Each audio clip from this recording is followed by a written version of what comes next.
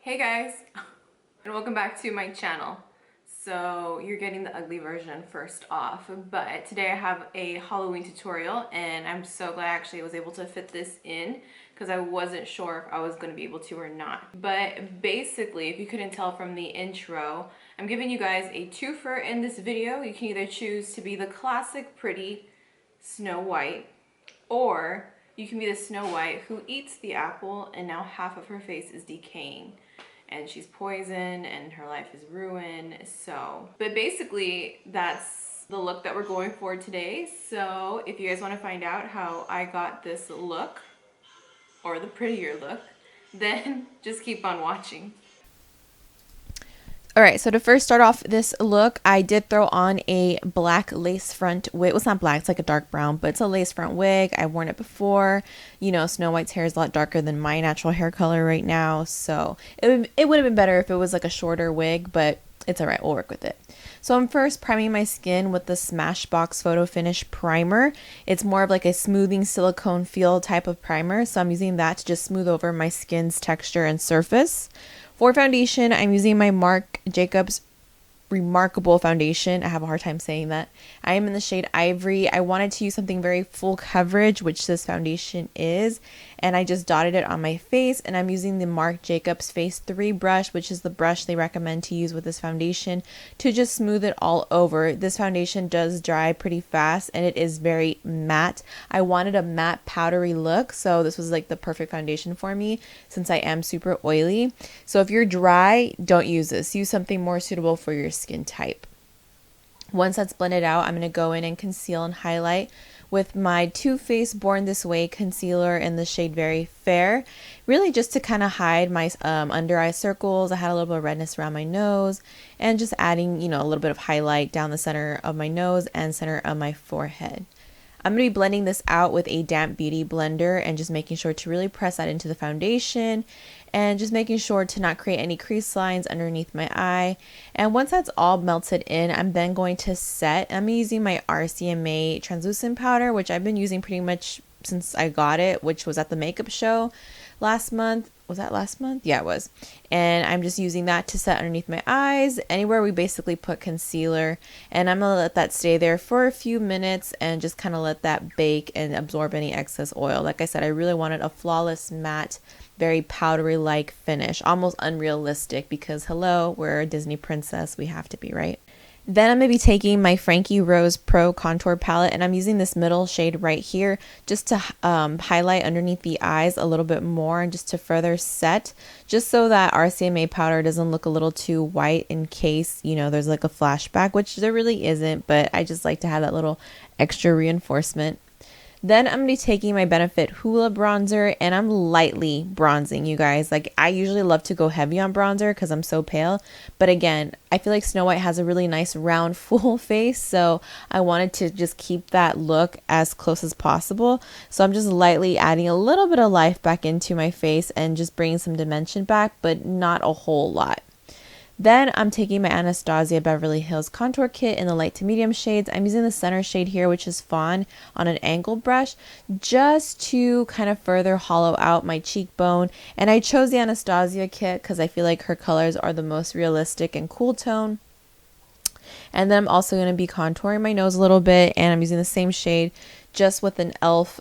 contour brush along the side of my nose, and then I'm creating a little break at the tip just to give my nose that little bit more of a pixie upturn look.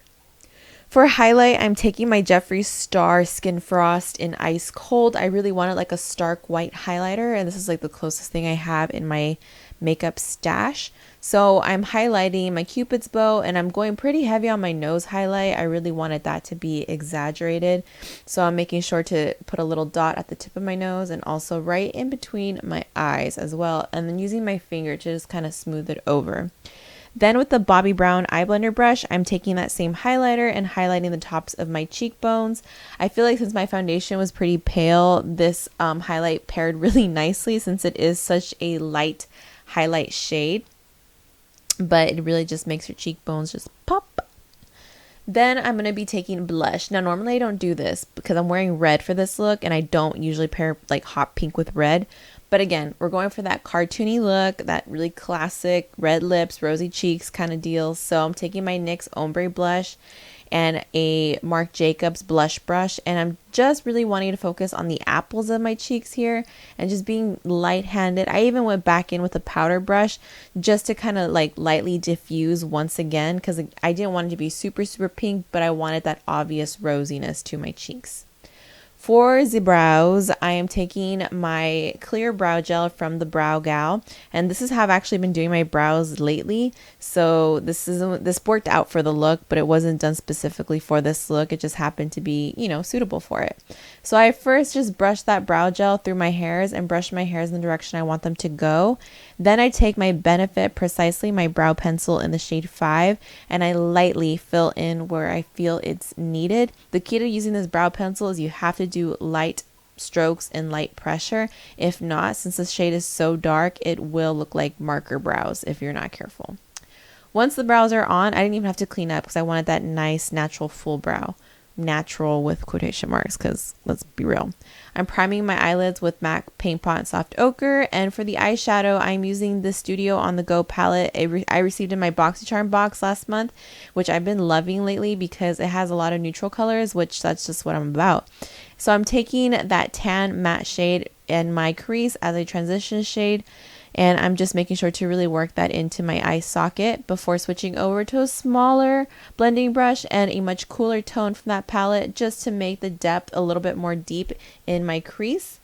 Once I've built it up to my liking, I'm taking a lip brush from NYX and just using that MAC Soft Ochre Paint Pot to cut the crease, but I'm only cutting halfway. So you're starting off like a cut crease, but you're not going to let this wing out all the way to the end like how we normally do, because I just really wanted that round shape and I wanted the beginning of my lid to be super clean. So we just stopped it right there and kind of let it fade off into the outer V. I'm then taking this matte white shade from that same palette and just patting that on directly on top of the MAC Soft Ochre Paint Pot that we used to cut the crease.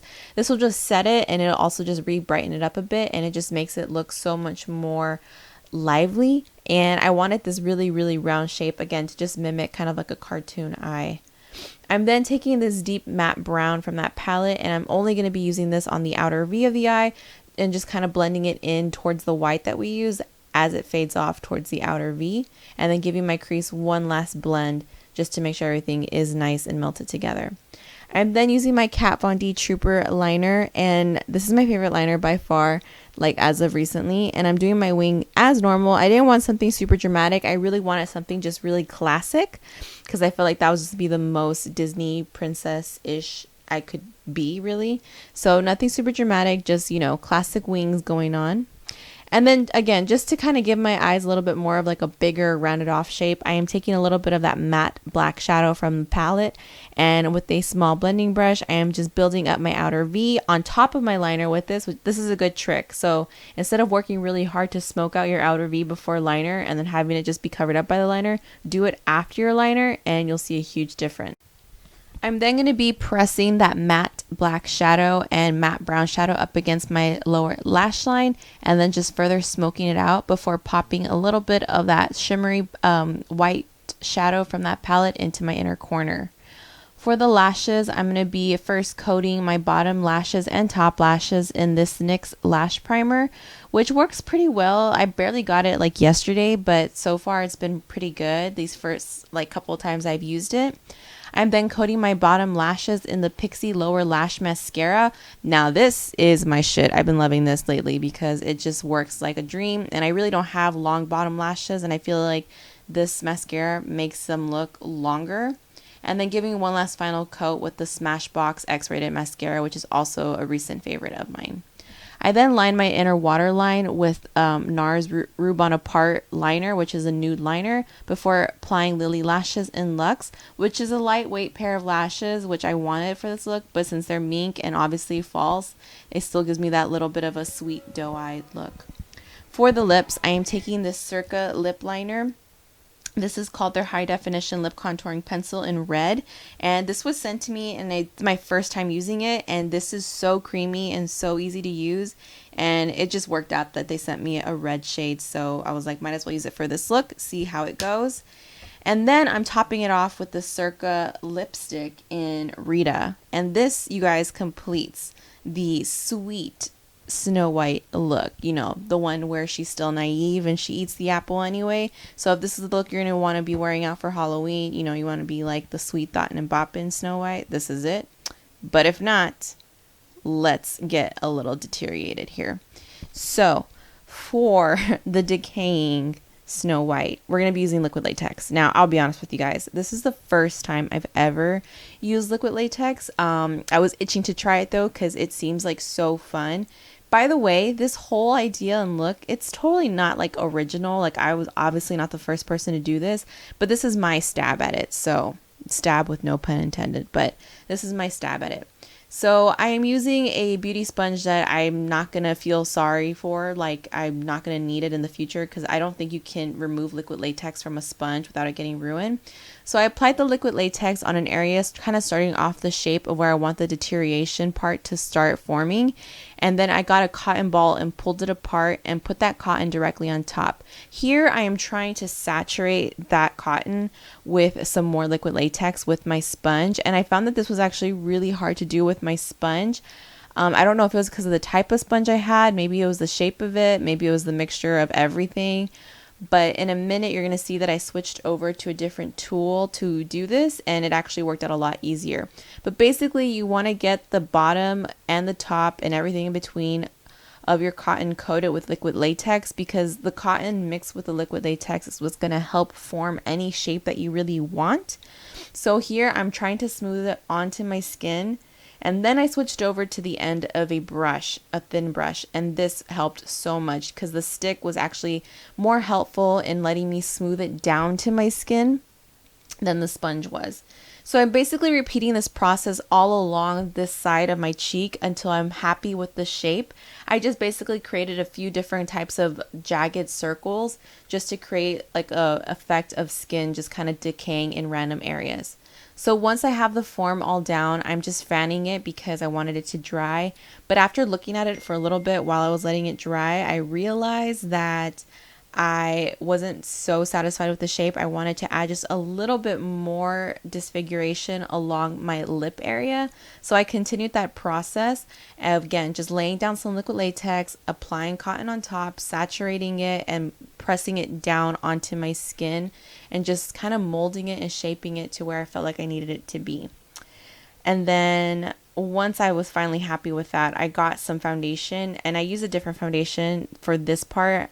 It's a different one than the one I used on my face. And it was a little too dark. I don't know why I decided to use a different one, but I just thought a darker shade would have been better. But I realized that it was just pulling too orange against the existing foundation color I had. So you're going to see me take my Too Faced concealer again, and I'm actually going over the edges really quick just to lighten that up a bit. And then going back in with that sponge just to kind of blend everything out.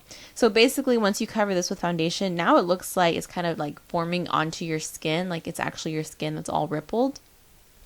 I then got some black water activated face paint. By the way, the liquid latex and this face paint are all from my local Halloween store, so it's like nothing fancy. You don't have to go to like a fancy special effects store for this. I was like really happy with the results I got. from both of these products. And I prefer water activated paints because I feel like they're easier to work with and they're more pigmented. So I darkened up those hollows, and now I'm using a matte brown, matte gray, matte like camel color shadow to add dimension all along the grooves that I've created, just to add this like bruised, irritated, rotting kind of look to my skin. And once I have those ridges on the inner part covered, I'm now working my way on the outer part to add more dimension. This will really make it look super 3D, super realistic in my opinion. Those camel colors that have like a lot of yellow and green to it are so helpful, especially around the perimeter of the wound. To me, that's what makes it look a little bit more realistic. It actually makes it look like your skin was like melting off or something. I then bought also a little bit of fake blood, which was more of like a jelly type of finish. I maybe should have gone with like a either thicker or thinner, but I was like right in that in between with this one that I got, so I just worked with it. But I mixed it with a little bit more foundation to create this like melting skin mixed with blood effect. And I just started to really work that fake blood along the edges as well, just to create this more of like a scab like wound. I really wanted this just to look like it was like freshly like falling apart, if that makes sense.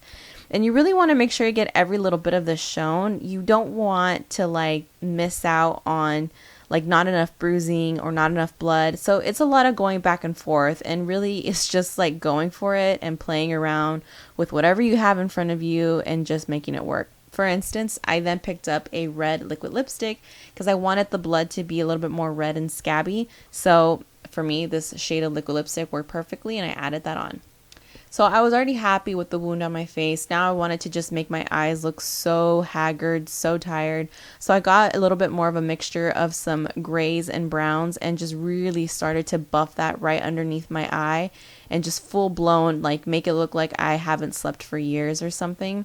And I really brought that deep into my inner corner, right in between my eyebrow and my nose, just to make it look like my eyes were really sunken in, really deep set. I then got a little bit more of those camel shades and just kind of dusted this in random areas of my face just to give me that yellow, sick tint to my skin. I then got a little bit more fake blood and added it to the other side of my mouth just to make it look like maybe I threw up something, you know. I'm really going for like a gross effect here. Then adding veins to my eyes, I took a really thin eyeliner brush and that same lipstick we used on our lips. And I created these veins coming from my eyes down to the tops of my cheekbones.